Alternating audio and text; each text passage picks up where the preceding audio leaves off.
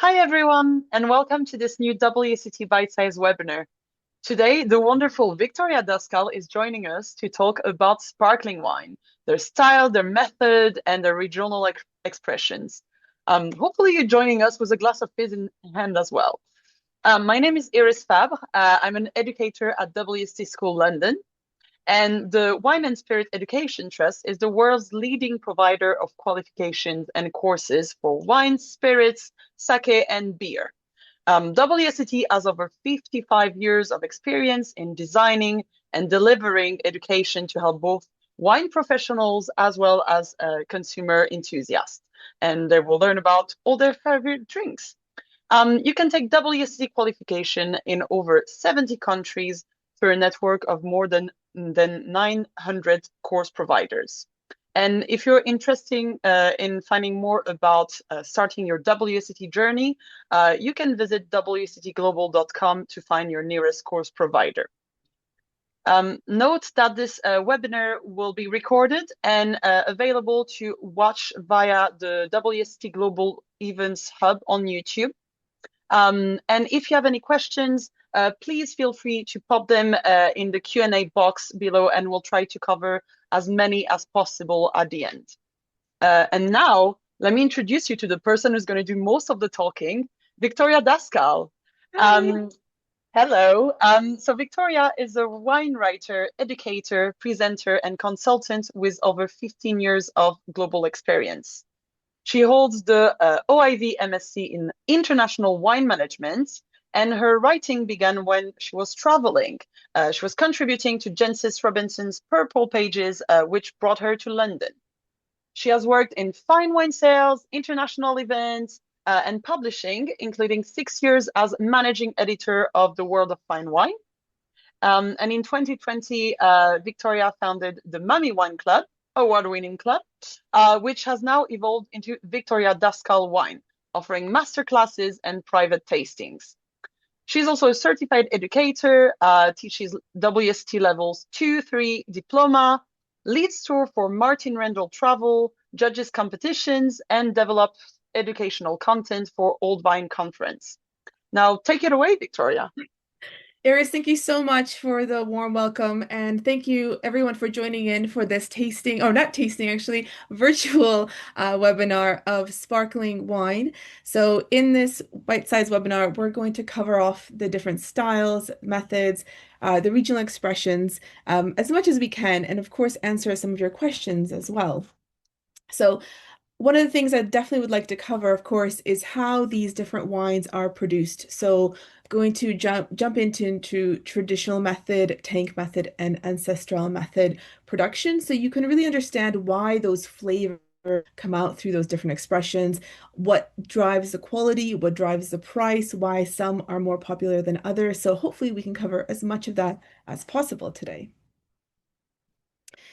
So in this first slide, I would just like to express what a range of different wine styles are available within the sparkling wine category.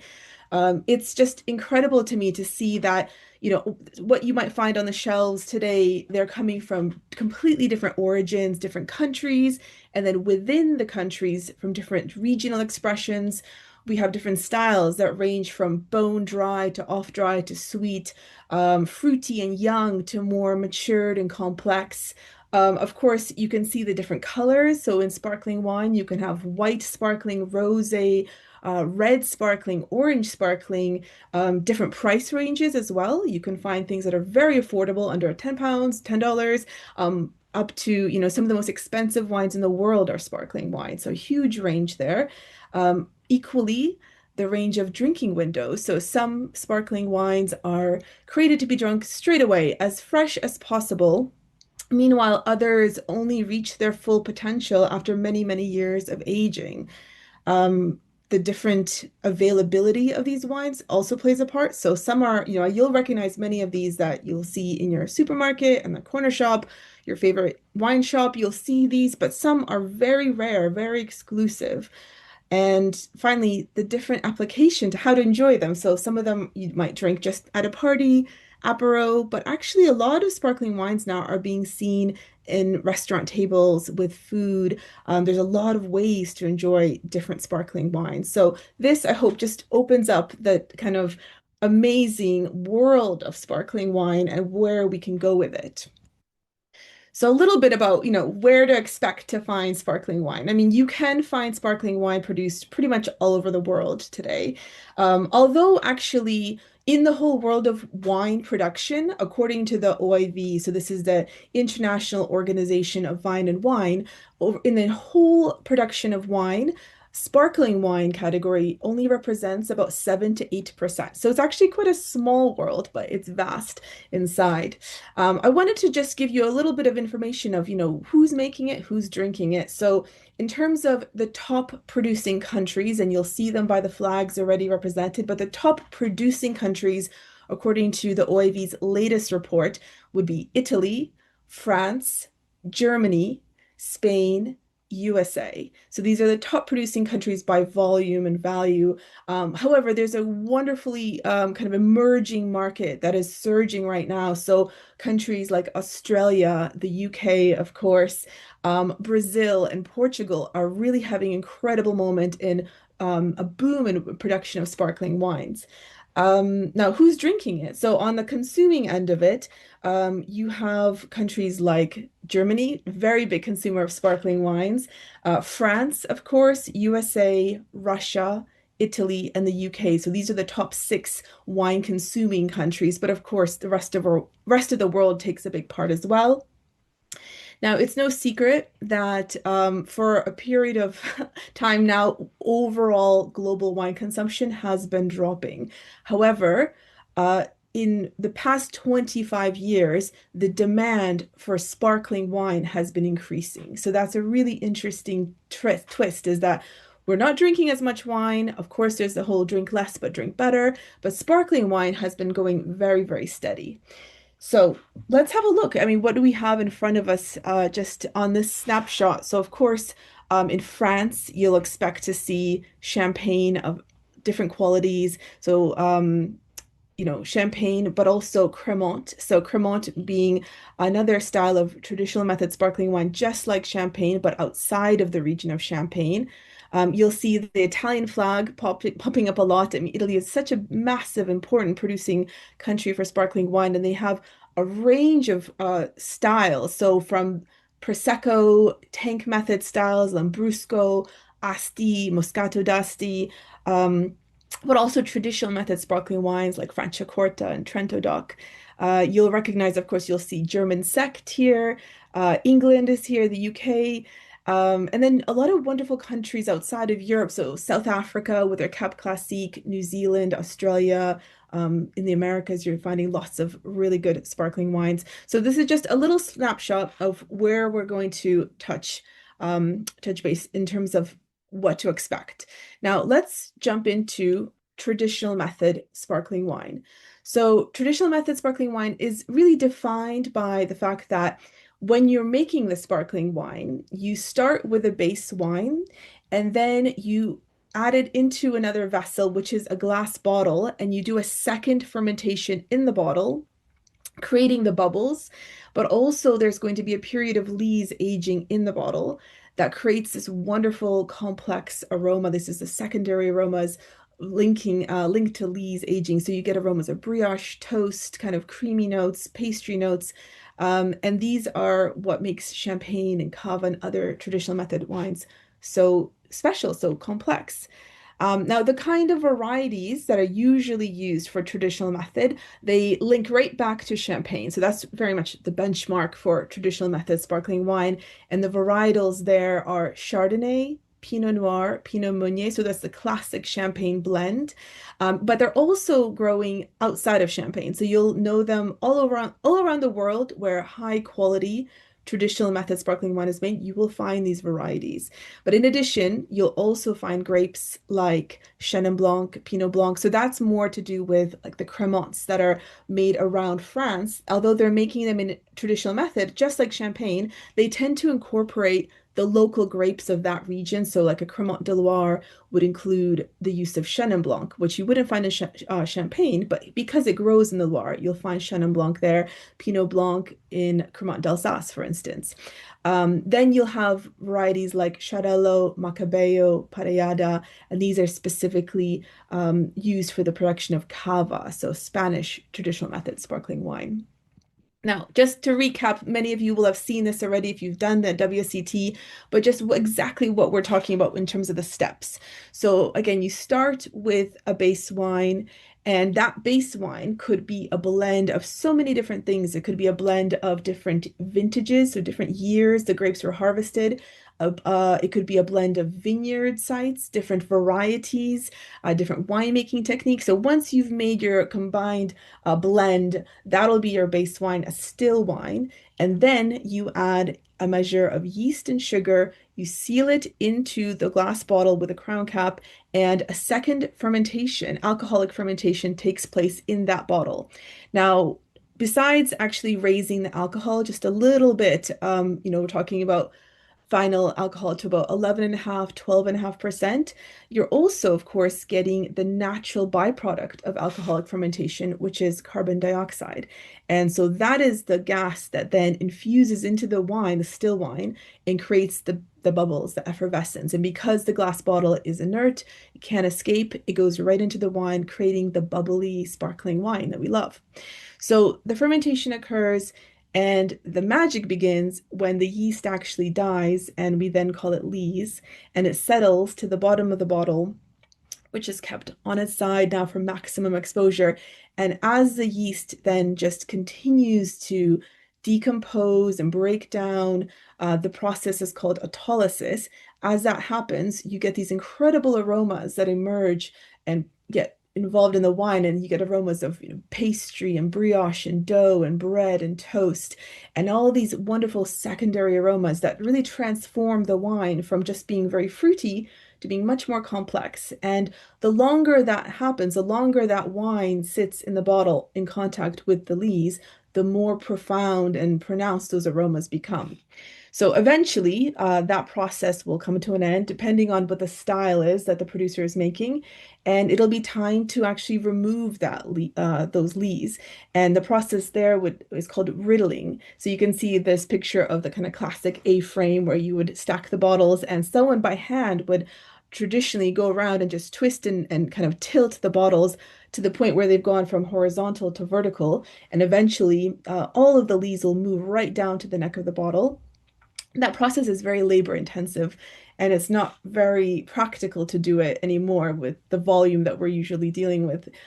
So you'll see also these gyro pallets, and that is much more, it's much more efficient. It takes a fraction of the time to move the sediment down to the neck of the bottle. Now, once the riddling process is complete, you'll have the bottle upside down with the neck of the bottle containing the lee sediment, and it's time to remove it. So this process is called disgorgement, also done, completely automated now. You would stack them up into a machine, and the machine would freeze the neck of the bottle, remove the crown cap, and the pressure inside the bottle would actually expel the little plug of yeast. Once that's done, you would top up that final bottle with wine and sugar. This is the dosage stage. Seal it, and actually the wine is considered to be ready, but actually many producers would say even now, even though it's now complete, there's still a period of additional aging that would take place. So because this process is quite invasive, if you had a nice sleeping wine in the chalky cellars, suddenly, disgorged, oxygen's coming in, sugar, more wine, there's a period of kind of rebalancing that needs to take place. So there's additional aging that takes place after the resealing. So this is really just an overview, what to expect a wine that is made in a traditional style, what steps it has taken to get there. Now, As I mentioned, that magic moment of autolysis, this is a really key feature of these wines. So that period of aging on the lees is what this is how you'll recognize it. And this is what's so, seductive about these wines. You get these incredible aromas depending on the time on the lees. So anything from about 12, 15, 24 months, you get this incredible warm brioche kind of doughy aroma that emerges. 3, 4, 5 years on the lees, you get this much more intense pastry, creamy, nutty notes. And then there are some wines that age on the lees for 7, 8, 9, 10 years plus. And that's when you get this really intense tertiary notes like umami, roasted nuts, very complex aromas that are much more savory and, nothing to do with that very primary aromatic style of sparkling wine that it might have looked like in its youth. It's a completely different wine. So this is what you can expect from the different stages of lees aging in traditional method sparkling wine. So now, just to have a little look at where to find these wines. So, as mentioned, of course, Champagne, where that's in the very north of France. If it's called Champagne, you should expect that it comes from the geographical region of Champagne. And that is very much, a really high quality premium region within northern France that many of the regions around the world kind of use that as their benchmark. However, there's incredible quality and value to be found around the world, including in France, which is Cremant. So there are six regions around France that can be Cremant. Cremant just as a reference to like the creamy, sparkling style of wine, and they would take the name of the region. So Cremant d'Alsace, Cremant de Loire, Cremant de Jura, for example. And so, as I mentioned, they are from that region. They can include some of their local grapes, but they're very much in the traditional method sparkling style. They usually tend to be very good value for money compared to actual champagne. So if you've got, let's say, £20, $20 to spend, that's not going to take you that far in Champagne, but it'll take you quite far in a Cremant region. Of course, English sparkling wines, by definition, English sparkling wine is traditional method and it's a much cooler area than Champagne itself. So you can expect a higher acidity, but also using Chardonnay, Pinot Noir, Meunier varieties there. Now, in Italy, which is renowned for Prosecco, of course, they love their bubbles and they also make traditional method sparkling wines. So look out for the label on Trento DOC Franciacorta, also using Chardonnay Pinot Noir grapes, but in traditional method sparkling wine. So this is another little thing that Italy does very, very well.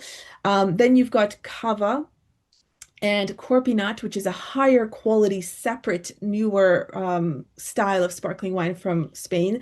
And both of those are traditional method using varieties that are both native to Spain, so Xarel·lo, Parellada, Macabeo, but also they include sometimes Chardonnay and Pinot Noir as well. And with, again, with the more and more aging that they can do in the bottle, you can find incredible quality here as well, for really not even a fraction of the price that you'd find in Champagne. Now, there's many countries outside of Europe making traditional methods. So, as mentioned, New Zealand, the cooler parts of Australia, like Tasmania, Mornington Peninsula, making wonderful traditional method sparkling wines.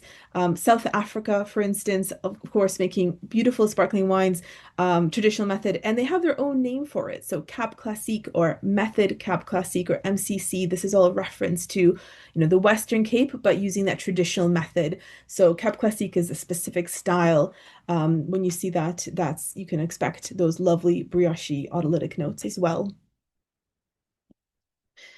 So I'm going to jump now to a completely different way of making sparkling wine, which is tank method.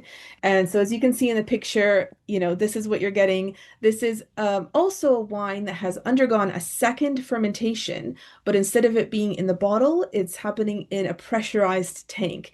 And then the key thing here is that instead of spending any time on the lees, it's actually quite a quick process. No lees aging really involved here. And so it's really about preserving the fruit, the primary fruit, the aromatic notes that you would expect. So the kind of varieties, they would be the most common varieties that you'd find are Galera. This is the main grape of Prosecco. Moscato, the variety that you'd see in Moscato d'Asti and Asti Spumante, and Riesling, which is popular for German sect. So as you already can notice, these are quite aromatic varieties. So it'll be important to use a method that doesn't mask these wonderful aromas. Other varieties used in tank method production is all of the Lambrusco grapes. In addition, other Italian varieties like Trebbiano, Bracchetto, Dacchi. So these are kind of spumante, frizzante wines from Italy using their local varieties. Now, just quickly from WCT, you'll have probably seen this before, but just what to expect. So you've got your dry base wine. You add that measure of yeast and sugar, so a second fermentation can take place. But instead of using a glass bottle, you're actually using a large tank, a stainless steel tank, sealed so it traps the CO2, which is naturally occurring from the alcoholic fermentation. Once the fermentation is finished, you have your sparkling wine, but the lees are removed and the wine is then bottled quite fresh and it's ready to be drunk, the following spring, summer season. So this is a much quicker turnaround time. You can tell straight away this is much more straightforward. You don't have any distinctive periods of aging during or after the wine is made. So you can then come to understand, firstly, why the flavors tend to be a little bit more simple and young, fresh, primary aromas, but also why the price is a lot lower because it doesn't take as long to make this kind of wine. So some of the characteristics that you'd find would be definitely very primary aroma. So fruity notes of floral, blossom, honeysuckle, apple, pear, citrus notes, peachy notes, depending on the climate where the grapes are growing. It's very much a youthful style of wine. So wines that are made with the tank method, they tend to be wines to be drunk straight away. They're not wines to be aged because they're at their best when they're first produced. They tend to have lighter, softer bubbles, kind of a lighter mousse, compared to wines that are made with traditional method. And of course, as mentioned, they tend to be more affordable, more approachable, because they're faster to make. They don't take as much labor or time, and probably the kind of wines that have led to the kind of resurgence of, drinking sparkling wine. Everyone's maybe introduced to these wines first before they graduate to some of the other styles.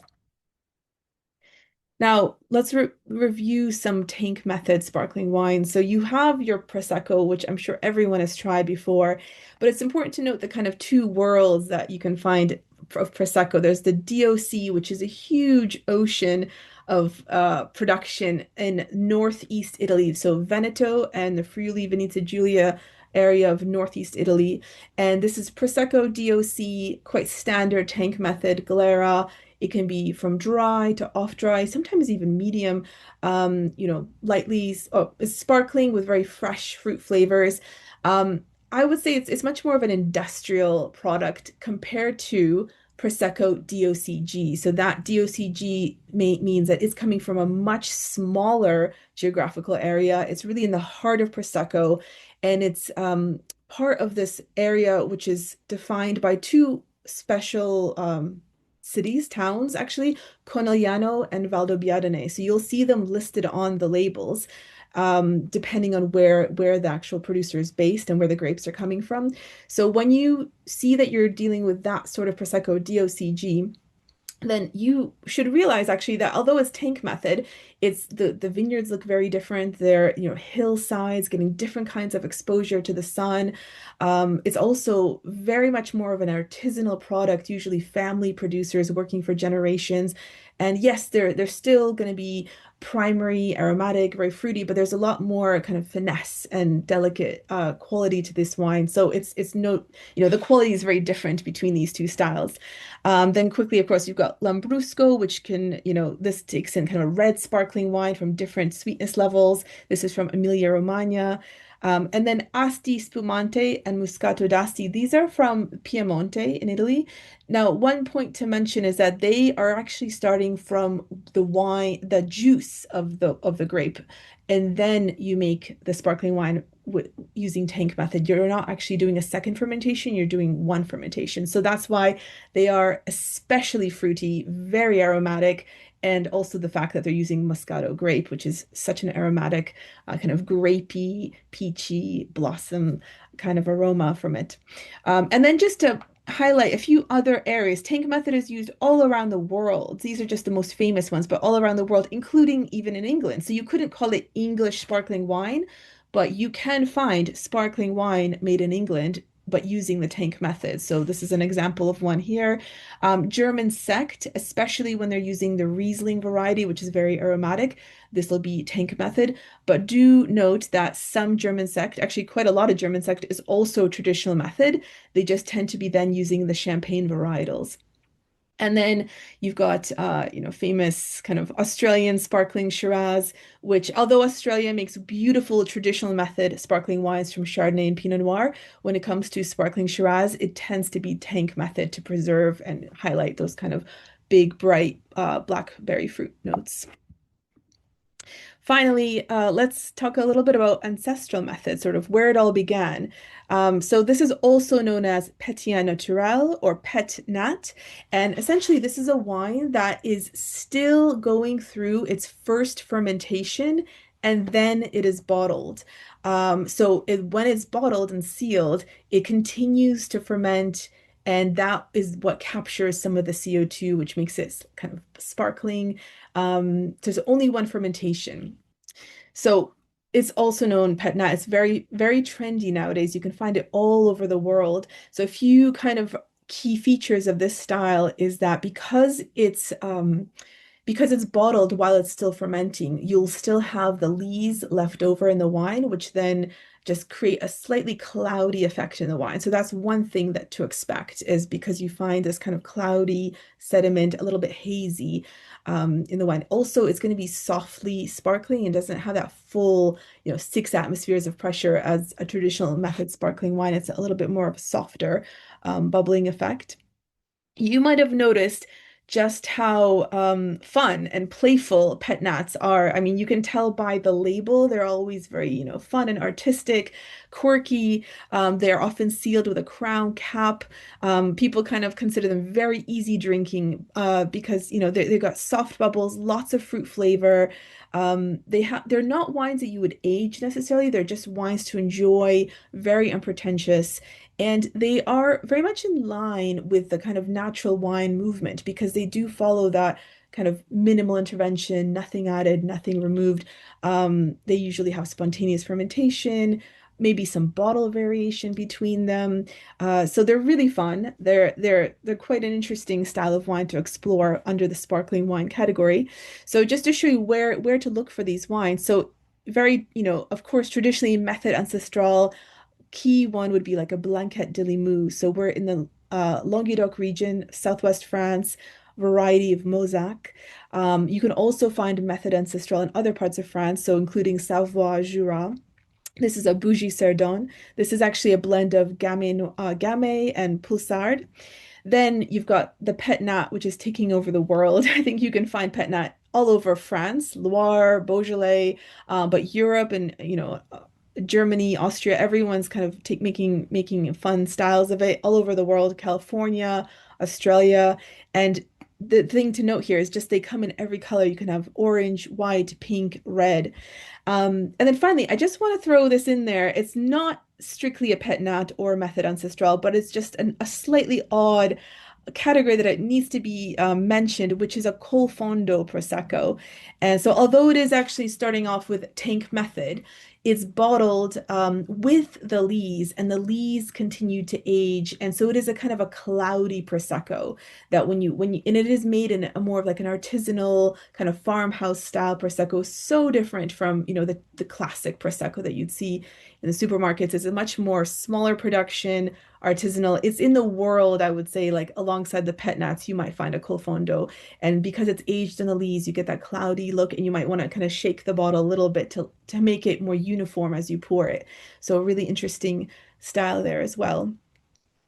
Now, I know we're kind of coming up to time here, but just to mention a few of the terms to look out for. So relating to the dosage, this is the point of how much sweetness to expect. Sparkling wines can be from bone dry to sweet.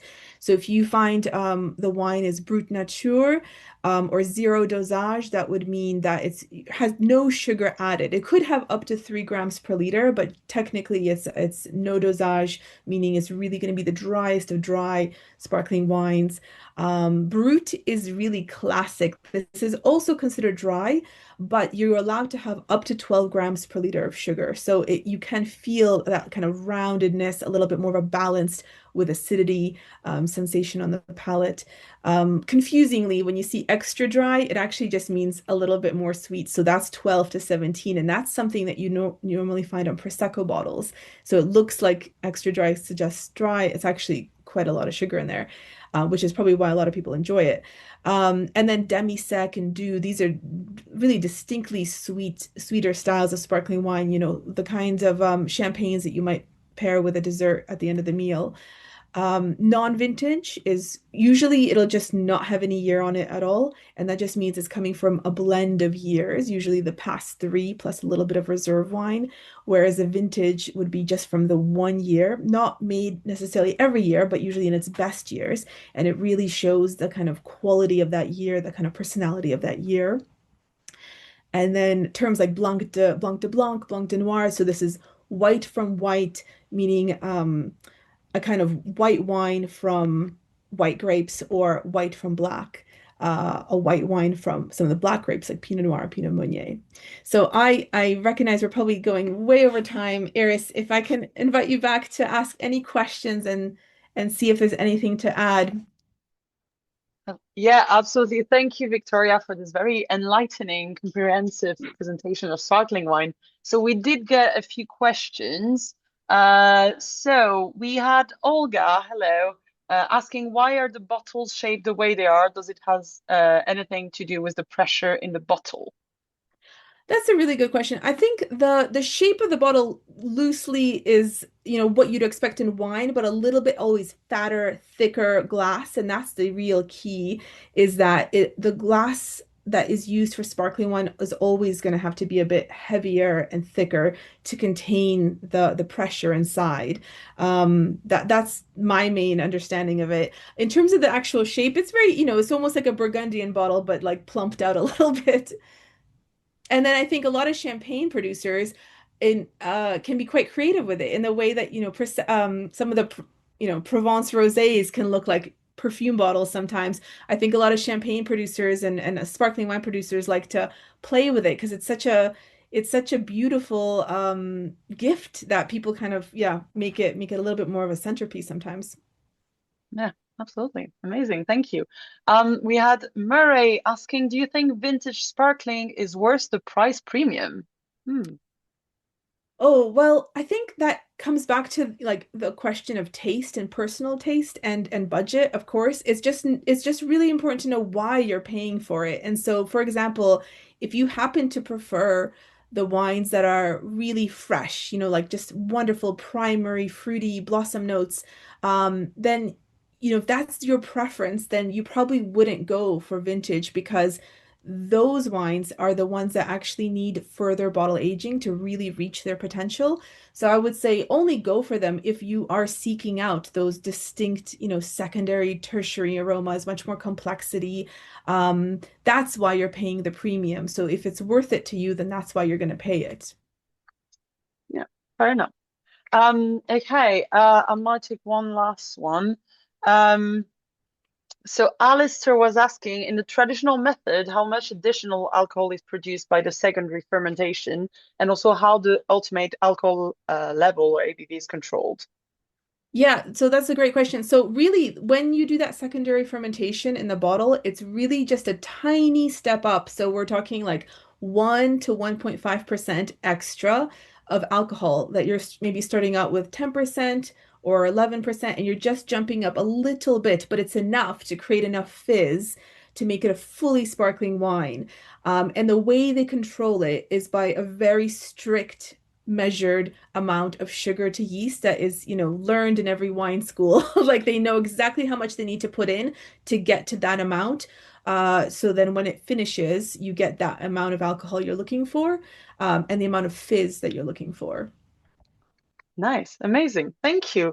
Well, thank you very much, Victoria. That was such a lovely presentation. And thank you everyone for watching. You should see that there's a feedback poll that has come up on your screen. Please fill it up. It's really helpful for us. And the recording of the session will be emailed to everyone. And it will also be available on YouTube for you to watch on the WSET Events Hub. And you can also catch up on all of our previous events there. So if you like the presentation and want to find out more about our qualifications and even sign up, have a look on wsetglobal.com on the Where to Study page. And on that note, well, thank you again for watching and have a lovely day. Thank you. Bye. Thank you, everyone. Bye. Thank Bye. you,